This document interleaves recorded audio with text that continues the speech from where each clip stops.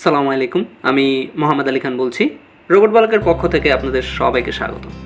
ধারাবাহিক টিউটোরিয়ালে আজকের পর্বে আমরা স্লাইডার নিয়ে কাজ করব।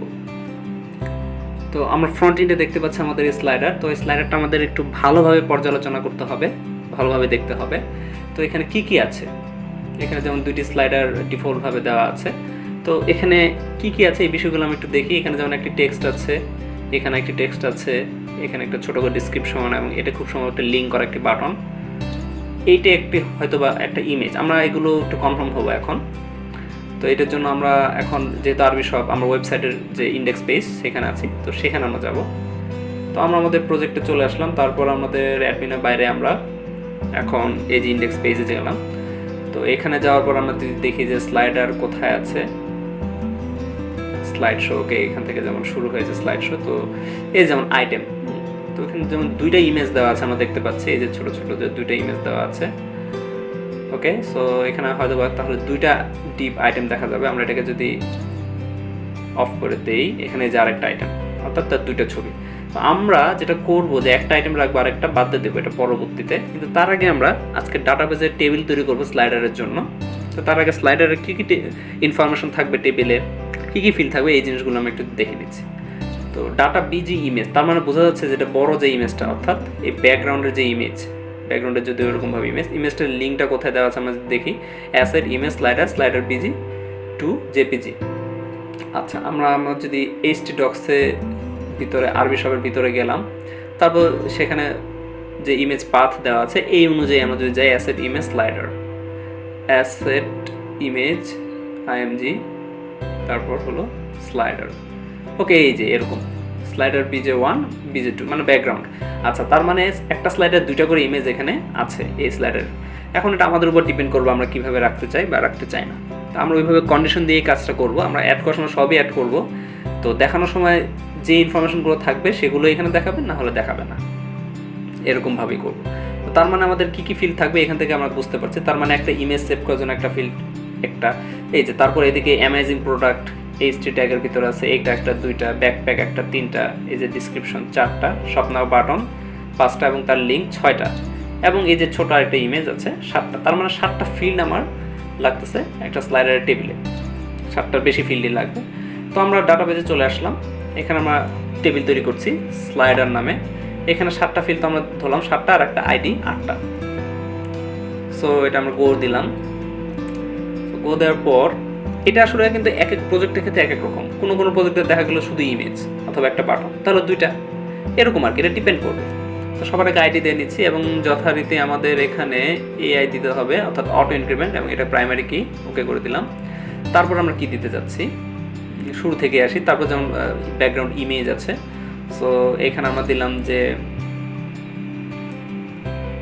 স্লাইডার ইমেজ বিজি, অর্থাৎ বড় যেটা আর কি। এটা ভার্চুয়াল 255 ক্যারেক্টার। আপনারা জানেন ইমেজের জন্য আমরা আগে কীভাবে ব্যবহার করছি সেভাবেই করব। তারপর আছে অ্যামেজিং প্রোডাক্ট, এটা আমরা দিই টেক্সট 1, স্লাইডার আন্ডারস্কোর টেক্সট 1 এভাবে দিলাম, ভার্চুয়াল 255। তারপর আমরা দিচ্ছি ব্যাকপ্যাক, যেহেতু এটা দিলাম টেক্সট 2, এটাও ভার্চুয়াল হবে এবং 255। তারপর কি আছে একটু দেখে নিচ্ছি। এই যে ডিসক্রিপশনটা, তো স্লাইডার ডিসক্রিপশন, আমরা এটাকে আবার কপি করলাম, টেক্সট 2 কেটে দিয়ে TESCRIPTION স্লাইডার ডিসক্রিপশন, এটা ভার্চুয়াল দিলাম। আমরা চাইলে টেক্সট দিতে পারতাম, অত বড় টেক্সট দরকার নেই, আমরা কম করে দিয়ে দিচ্ছি, লিমিটেড। আর তারপর দেখি কি আছে। তারপরে আছে একটি বাটন আছে, অর্থাৎ বাটন টেক্সট দিব এখন। তো স্লাইডার বাটন, ওকে, বাটন বলতে বাটন টেক্সট, এইটাও আমরা ভার্চুয়ালি দিয়ে দিচ্ছি। এটাও 255 দিলাম, দিয়ে রাখছি আর কি বেশি করে। তারপর বাটনের একটা লিঙ্ক দিতে হবে, এই যে লিঙ্ক আছে, এটাও আমরা ডাইনামিক করব।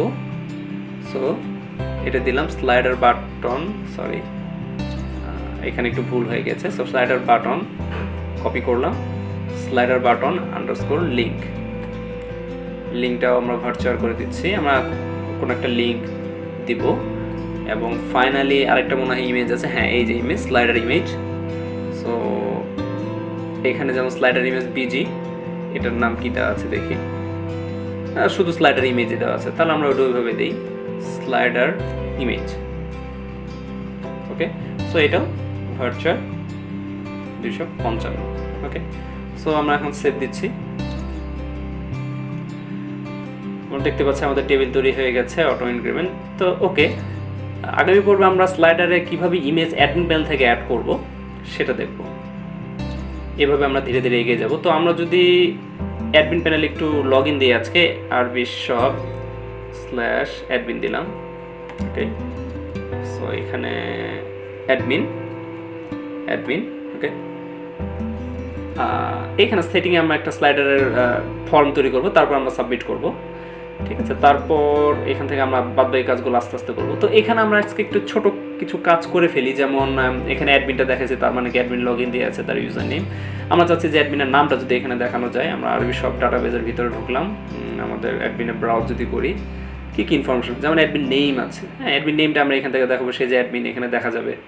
ঠিক আছে, অ্যাডমিনিস্ট্রেটর থাকলেও সমস্যা নেই। আর ওয়েলকাম দেওয়ার নামটা দিয়ে দিলাম যে ওয়েলকাম অ্যাডমিন। এই কাজটা আমরা যদি আজকে করি, তো আমরা ইন্ডেক্সটা কেটে দিচ্ছি এবং অ্যাডমিনের ভিতরে ঢুকলাম। এই জিনিসগুলো কোথায় আছে, এগুলো অবশ্যই হেডারে আছে এবং সাইড বারে খুব সম্ভব আছে। সাইড বারে যাই, হেডার সাইড বার, হেডারই আছে। ওকে, হেডারই থাকুক, কোনো সমস্যা নেই। সো ইন্ডেক্স HTML, এখানে তো ইন্ডেক্স থাকবে না। দেখি কোথায় ইন্ডেক্স আছে, এখানে কোথাও ইন্ডেক্স নেই। আমার ড্যাশবোর্ড আছে, একটু দেখে নিচ্ছি। হোম,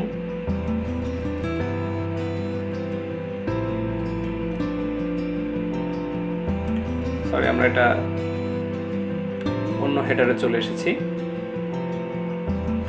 আমরা এখান থেকে ঢুকি। সো অ্যাডমিনে ঢোকার পর আমরা যাচ্ছি ইন্ডেক্স, দেখি সাইড বার আছে কিনা। হ্যাঁ, সাইড বার, আমাদের সাইড বার আলাদা করা আছে। সো সাইড বারে কেন যাচ্ছি, এটার কারণ হলো এই যে এখানে আমরা ওই নামটা, আমরা চাইলে ছবিটাও চেঞ্জ করে দিতে পারতাম। ওকে, আমরা এগুলো পরবর্তীতে করবো আস্তে আস্তে। ওকে, সো এখানে যে স্ট্যান্ডি জোনস, এখানে আমাদের কি থাকবে, অ্যাডমিনের নামটা থাকবে। যেমন সেশনে আমরা ইউজার নেমটা ধরেছিলাম, যেভাবে ইউজার নেমটা সেট করেছিলাম, ঠিক একইভাবে আমরা যেমন হেডারটা যদি ওপেন করি, তাহলে আমরা দেখতে পাবো যে কীভাবে আমরা ইউজার নেমটা সেশন থেকে সেট করেছিলাম। এই যে এখানে যদি যাই, এই যে PHP ইকো, এই যে অ্যাডমিন ইউজার নেম সেশনটা আমরা সেট করেছিলাম অ্যাডমিন ক্লাসে। আমরা যদি অ্যাডমিন ক্লাসটা ওপেন করে দেখি একটু, শুরুর দিকে লগ ইনের সময় এই যে অ্যাডমিন ইউজার নেম। ওকে, সেটা আমাদের অ্যাডমিন এখানে দেখাচ্ছে। আমরা চাচ্ছি যে এখানে অ্যাডমিনের নামটা দেখা। অ্যাডমিনের নাম কি আছে, রোবট বালক। সেটাও আমাদের সেশনে অলরেডি অ্যাড করাই আছে। আমরা যদি একটু এখানে দেখি, অ্যাডমিন নেম হিসেবে অ্যাড করা আছে। তো আমরা ওটাকে কপি করে নিলাম। কপি করে নিয়ে তারপর আমরা চলে যাচ্ছি সাইড বারে, অ্যাডমিনের ভিতর সাইড বারে স্ট্যান্ডি জোনস, এখানে এটাকে কেটে দিয়ে এখানে আমরা সেশন থেকে যেভাবে সেট করেছিলাম ওটাকে গেট করলাম ইউজার নেম। আমরা তো এখানে ইউজার নেম দিব না, আমরা কি দিব, আমরা চাচ্ছি যে অ্যাডমিনের নেম দেখানোর জন্য। তো সেট করেছিলাম অ্যাডমিন নেম, যে কিটা, সেই কিটা আমাদের এখানে দিয়ে দিতে হবে। তো এটাকে যদি এখন আমরা রিলোড দেই, আমরা দেখতে পাচ্ছি যে এখানে রোবট বালক চলে এসেছে।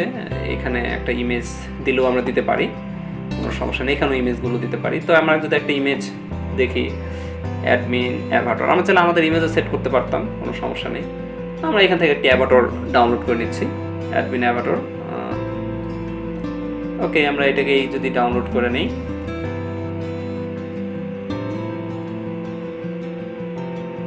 সো এখানে ডাউনলোড করে নিলাম। ওকে, আমরা ডাউনলোডস থেকে অ্যাডমিন অ্যাভাটারটা কপি করলাম। কপি করে আমরা স্ট্যাটাসের ভিতরে rbshop-এর ভিতরে অ্যাডমিনের ভিতর আমরা যদিও হেডারটি ওপেন করে রেখেছি, অথবা এই যে সাইড বারও তো ইমেজটা আছে। অ্যাভাটার কোথায় আছে, asset images user Avatar 1 jpg। ওকে, তো অ্যাডমিনের ভিতর অ্যাসেট ইমেজেস ইউজার্স, এই যে অনেকগুলো ইমেজ আছে। আমরা এত কিছু রাখবো না, আমরা যদি এগুলো কেটে দিতে চাই কেটে দিতে পারি। মাঝখানে এগুলোকে কেটেই দিলাম, আমাদের শুধু সাইডটা ভারী করা লাভ নেই। আর এখানে আমরা দিয়ে দিই অ্যাভাটার। তো অ্যাভাটার.png আমরা যেহেতু রিনেম করে নিলাম, তো এই অ্যাভাটারের নামটাকে আমাদের এখন কপি করতে হবে ইমেজের নাম। কপি করে আমাদের সাইড বারের এখানে যেমন avatar1.jpg আছে আমরা এখানে দিয়ে দিলাম png। ওকে, সো এটাকে যদি এখন আমরা রিলোড দিই, আমরা দেখতে পাচ্ছি যে এখানে রোল বালক এখানে সেই ইমেজটা চলে এসেছে। তো একইভাবে আমরা চাইলে এই যে অ্যাডমিনের এখানেও আমরা সেট করতে পারি।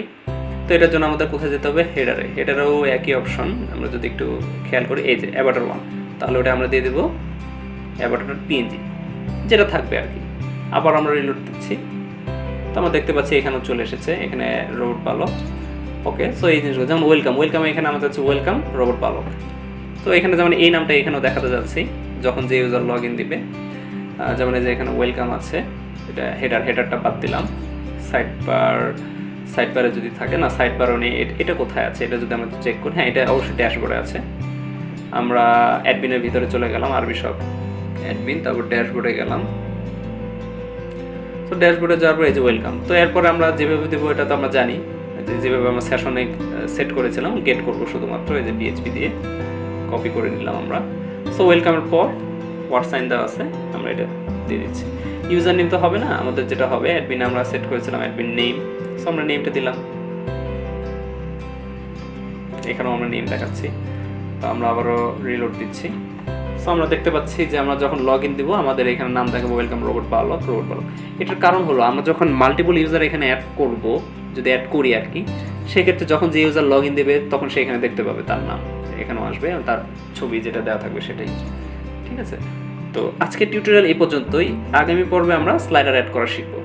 আপনারা অবশ্যই আমার চ্যানেলে সাবস্ক্রাইব করে থাকবেন, সাবস্ক্রাইব না করে থাকলে, আর ফেসবুক পেজে অবশ্যই লাইক দিবেন। ধন্যবাদ সবাই, ভালো থাকবেন।